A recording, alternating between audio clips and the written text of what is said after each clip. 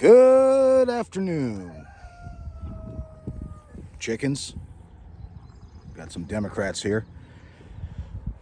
Well, got home from Gettysburg last week, and this week spent 2 days in the emergency room.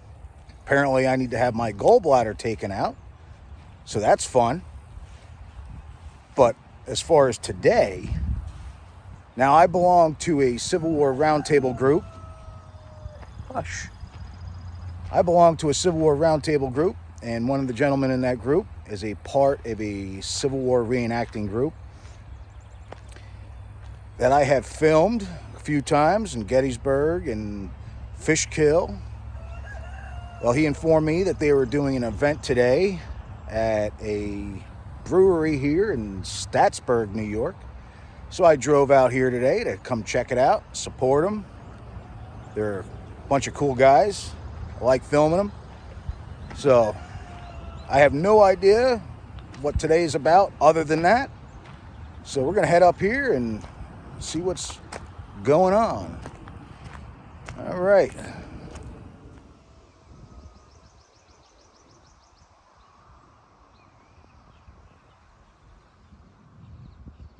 Now, this is at the Black Snake Brewing Company.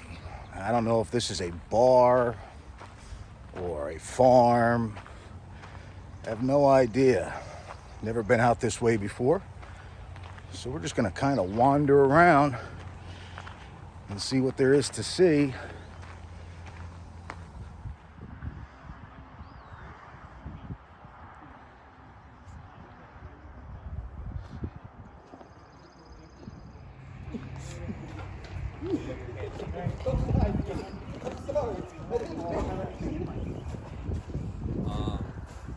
Good. Is there local agua? Yes. Oh, right down there.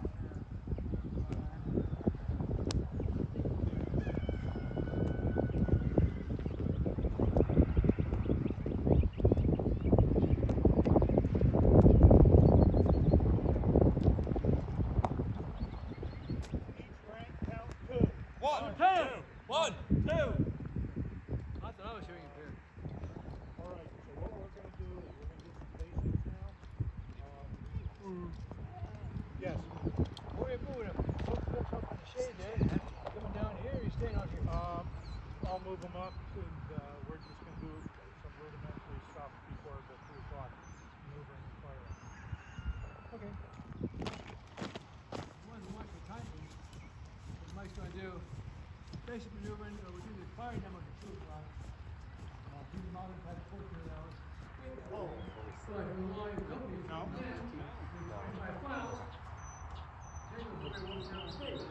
Front. Now go back to your original position. Right. Face. Now, you come up by. Okay, so what we're doing here. The ones move to make that 4-minute abreast. Okay, this next one is a left face. The one just turn. No. No, left face is the one step up. Oh. So on the left face, the ones step up and to the left. The twos just turn in place. Front. Represent, did this 8 hours a day, 6 days a week. We do it a few times a year, doesn't tell the difference. Left face. Front. Right now, Mike, you're a soldier, let's see. Three North or south? paces to the rear. March.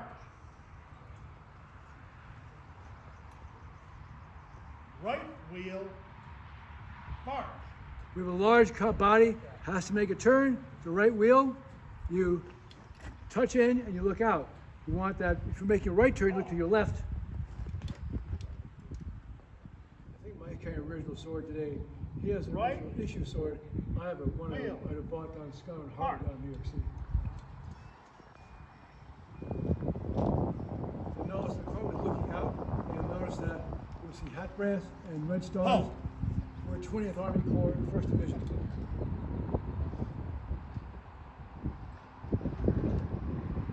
my shoulder, you know I'm on duty.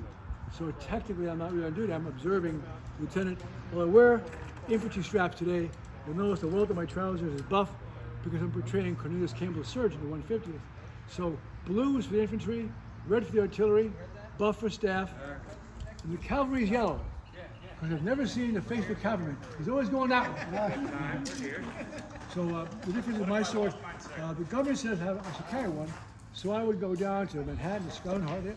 I bought a German blade because of the fancy schmancy as opposed to buying Ames. Matt, we executed Jesse last time. We did. We executed Jesse. We executed Those Jay. are stiff.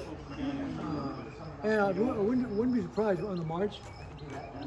What also was better about him, if I went to the quartermaster, I lost my hat, I couldn't get a private purchase. Although mine, I confess, mine's actually a Confederate. Self-Carolina buttons on it. And this is a fancier forage cap than the standard issue. You really can't tell that there's that much of a difference, but because officers had to pay for all of their own gear, they could get stuff that was a little different than the actual soldier. And the coat I'm wearing is more like the sack coat. So if I chose to go with subdued rank instead of the fancy shoulder boards, I could just go with collar rank, and that was more popular later in the war because you could live long. These shoulder boards are pretty easy to see, although Braces, so I'm free to dress like this. Like other officers, I had to buy my own belt, so I had a fancy stitched belt. I had a plain one if I so chose. If I chose to have a fancier one. Both of us will carry issue canteens. So again, we get them, we get billed for them. If we take the brogans and they wear out, $1.80 is deducted from our pay. If a soldier wears his out within the time frame, he gets his next pair of issue. The deal like hard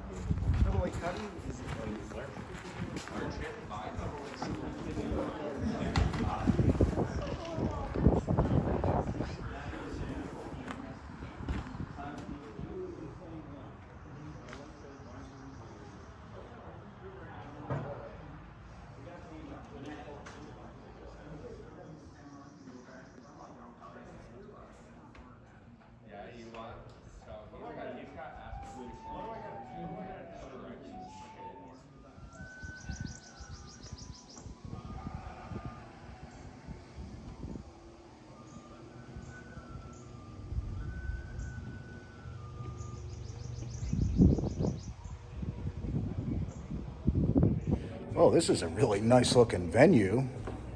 I don't know exactly what they do here, if this is like a Monday through Friday bar or what they actually do, but the venue space is really nice. It seems like a family owned because it's kind of like in someone's backyard, so you see like children's toys and a house. So I'll have to look more into this place because it's obviously a bar, restaurant type place, maybe like a rentable venue. As far as the event today, very small. I think he said there's about 9 of them here, so it's a lot smaller than I was thinking. But again, I think these guys are great, so I like coming out and filming them, even if this video is just a few minutes long. It is what it is. I do live in New York. Reenactors are just a dying breed here in New York, so it makes what these guys do that much more special to me.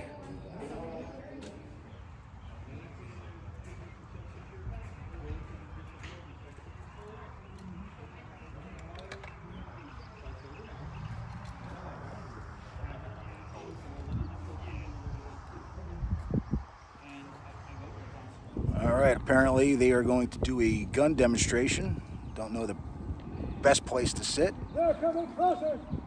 So I chose the officer's tent. I figured this would be a better place than any. All right, let's get this thing started. As much as it is. We're cut away. I get to wear a shell jacket. The sergeant's no dope. Now they're not firing real rounds.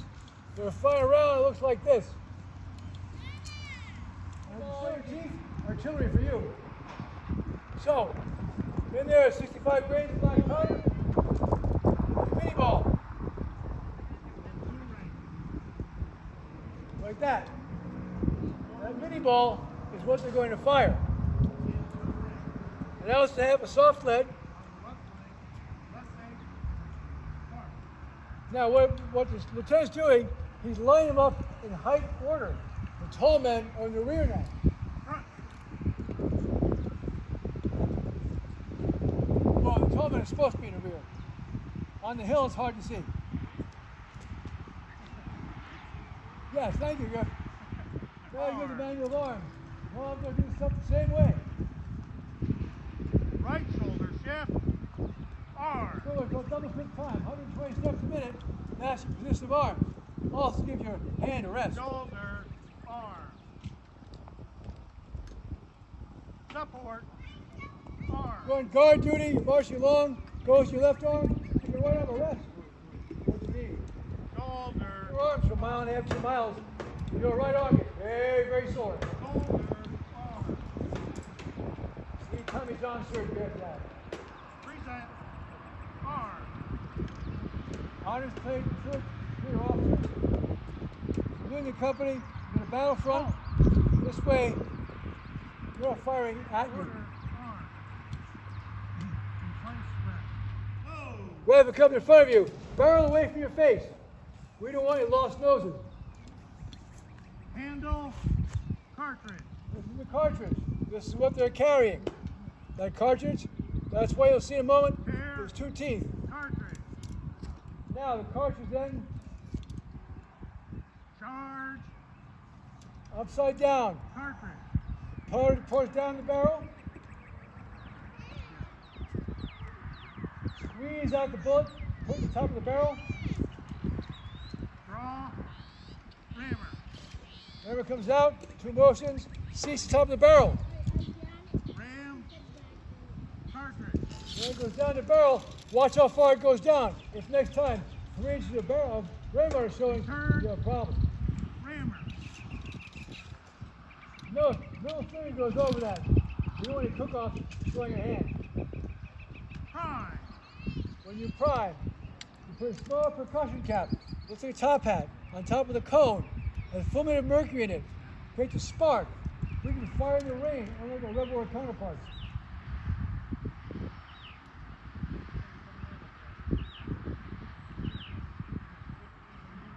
Shoulder.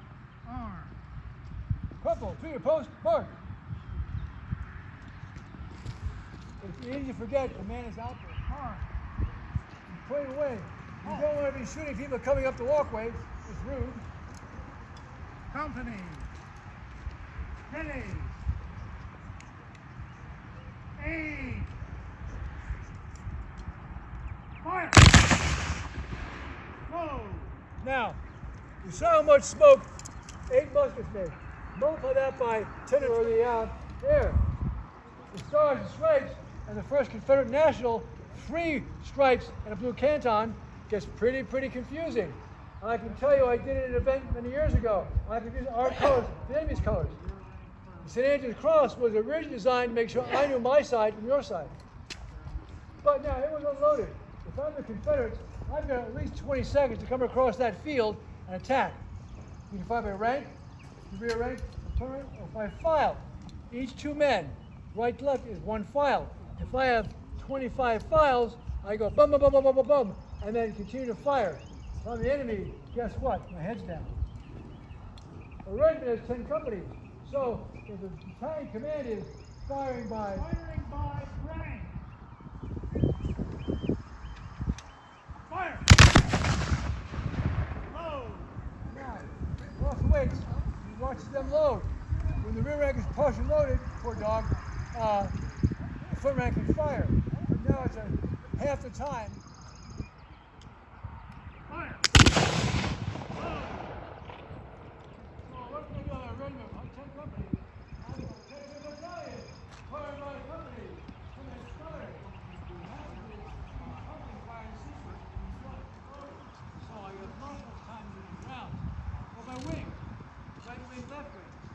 The next evolution he has is we're firing by flies. We are not experts. We do not sell Command, firing. Aim. Fire. Loading and firing.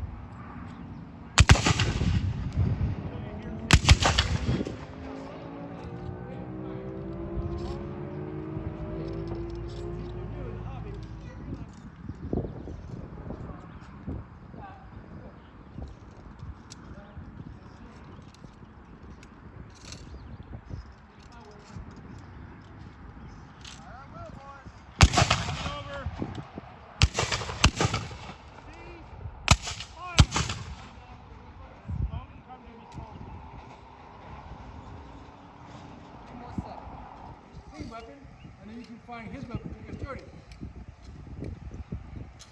Corp was putting out a smoker. Putting it down this way.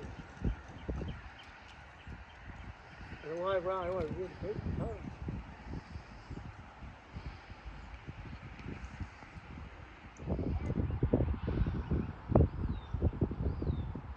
Ready. Aim. Fire. Fine. Now, why is you put them into pieces? Can you guarantee me every weapon went off? I can't. So you climb the tree. Someone else goes off, you climb again. Left rail. Shoulder, arm.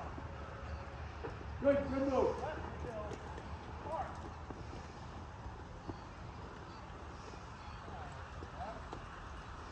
Forward. March.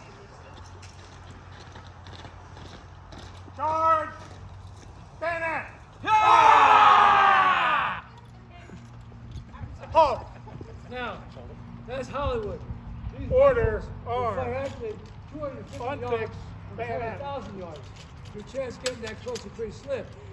And, bayonet! So, if I'm on the receiving end, I have a choice. Go like this or leave dodge.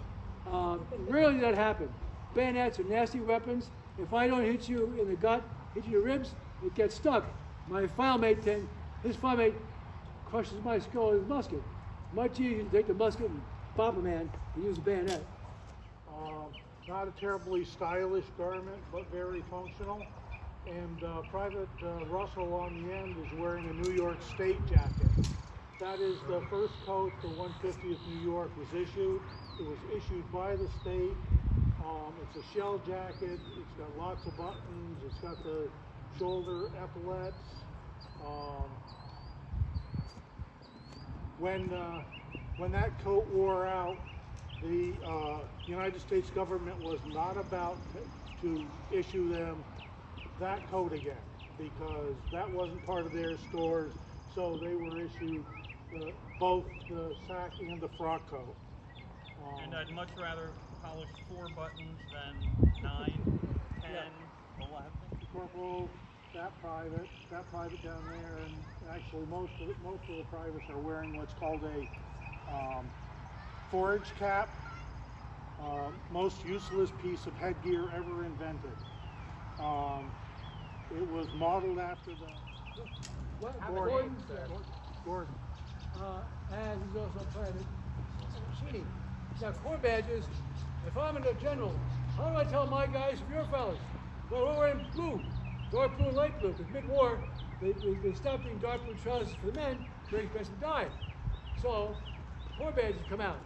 Each Army Corps has a device, a chance of not living very long. Obvious, we're officers. We have some blue rank. But we also, look at the cover. Company, attention. Shoulder, arm. Break rank. March. Jim, I thank you very much for this meeting.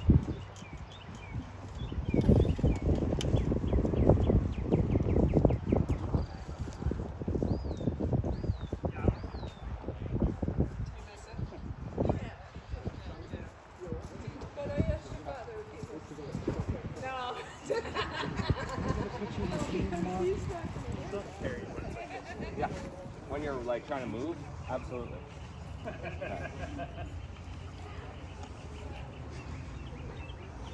Oh, that's time to take off this wool.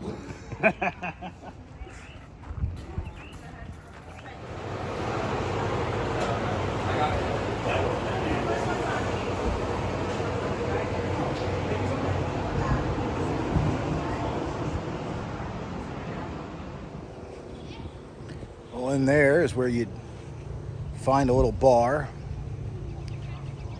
I had to get one. It's all home brewed beer. Not my particular favorite, but it is hot out. I am enjoying myself, as small as the event may be.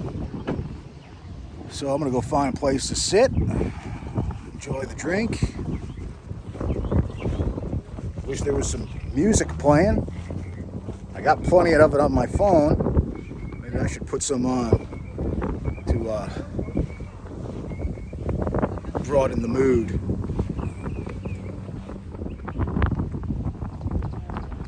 Cheers to the 150th. Small event, but cool event. And these guys are really good to see. So, thanks a lot, fellas.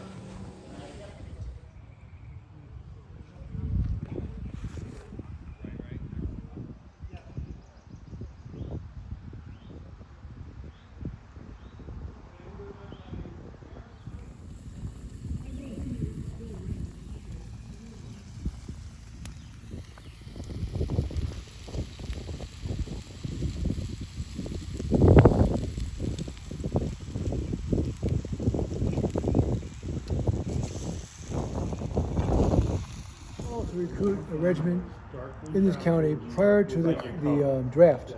And you can see on the poster, coming out of the draft, January 50th. Usually companies were taken from different counties and come together to form a regiment, but the belief was Dutchess County should have its own regiment.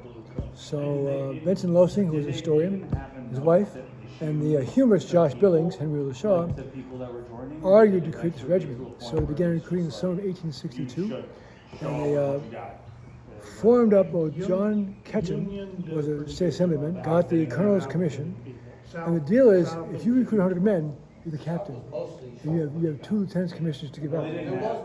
So they were recruited throughout the county, Dover, Poughkeepsie, Fishkill, Rhinebeck, and so forth. But they were also competing with the 128th New York, the Dutchess and Columbia Regiment. So at the very end, when you're getting close to the numbers, the 128th had more men. Company B from the 128th was shifted to 150th. Captain McConnell resigned over that issue. So they busted the federal. They were in King Street Park, Poughkeepsie, where the camp construction was. A lot of businesses left Dutchess now. They mustered into federal service October 11th and 12th, 1862. Went down on a steamer to Jersey City, down to Philadelphia, to Baltimore, where they remained for 9 months, guarding tanks and rounding up prisoners and stuff like that. In June of 1863, with the threat against Gettysburg, or moving north, they marched north from Baltimore. Out of shape, over-equipped, dropping gear left and right. They arrived the morning of July the 2nd at Gettysburg.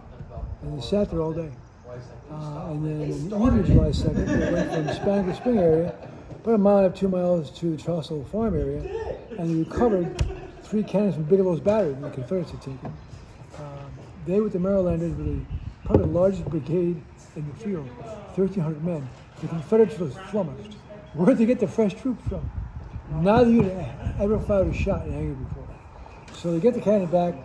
Great job, boys. Go back where you were. They, in the dark, back to Spangler Spring. They moved up Culp's Hill the morning of July 3rd, built breastworks, and they fought there from pretty much dawn. And they were in the breastworks about 3 p.m., but they stopped fighting around 1 or 2. And at that time, what we didn't realize originally, when you empty your cartridge box, you pull out.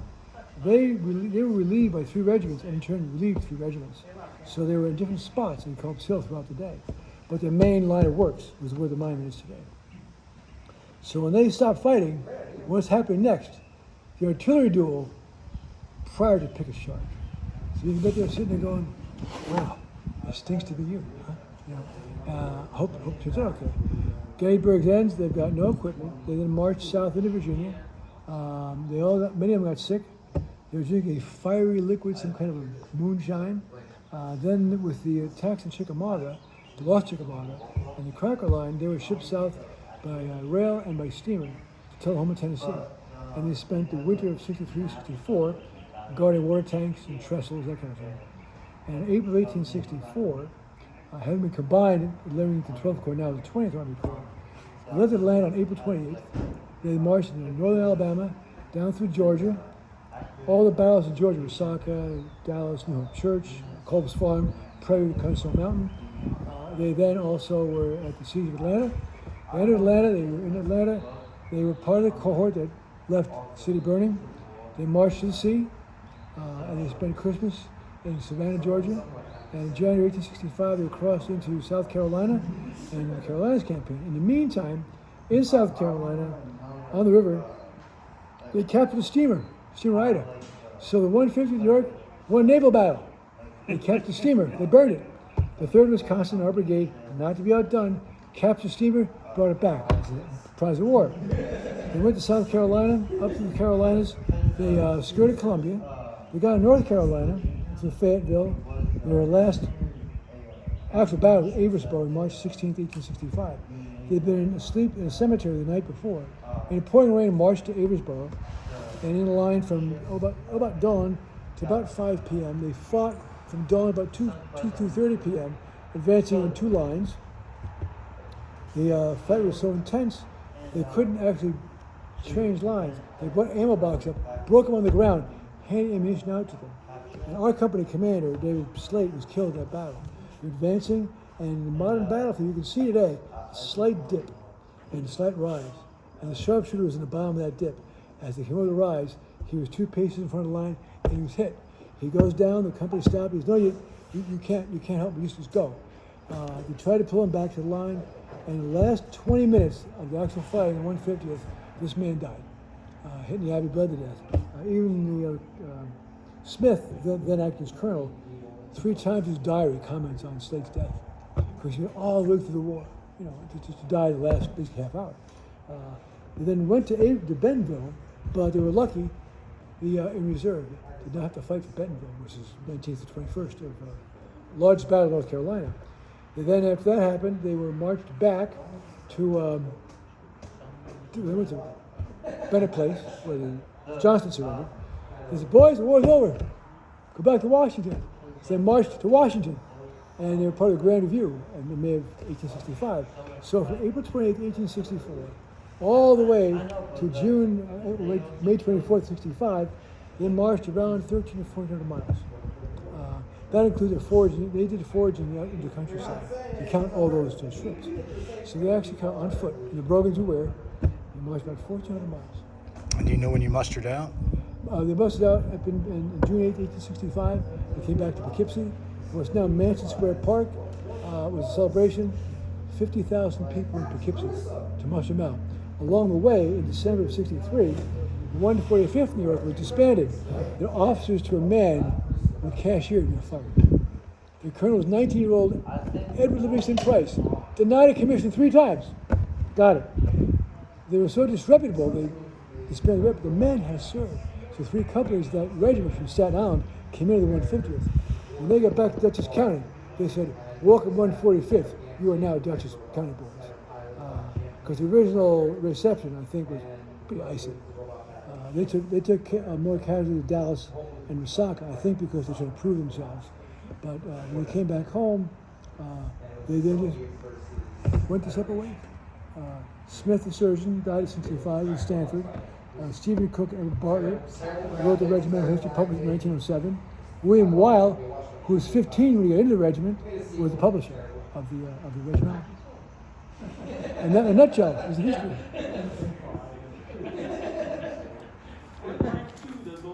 I'm doing that thing officers do when they say left. So is this guy basically does not much anything. Yeah. He's just going to lay his on the snack. I had the wrong corner. And you're just going to sit back next to him. And all you do is... Well, that is probably going to end my time here.